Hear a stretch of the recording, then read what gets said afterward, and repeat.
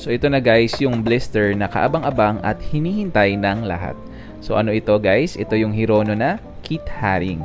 So yan yung itsura ng likod niya. So wag na nating patagalin guys at tingnan na natin yung laman sa loob. So iaangat nyo lang siya pagka natanggal nyo na yung kanyang mga sticker sa side. So ito yung isang natuwa ko dahil madali lang siyang buksan. Hindi siya katulad ng ibang blisters na kailangan yung sirain yung mismong package. So ito yung itsura niya.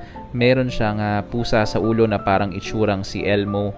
At pagka inikot nyo, naka-red siya na jacket na may tatak ng Kit Haring. So yung color ng hair niya dito ay color gray din at naka-slippers lang siya dito na may kasamang socks. Ayan yung tatak niya sa ilalim, may nakalagay na Hirono at Kit Haring. So itatabi ko rin siya sa isang Kit Haring na Space Molly at yung Elmo na itsura. So guys, huwag niyo kalimutan mag-like, subscribe at mag-share ng ating channel. Bye-bye! Yo!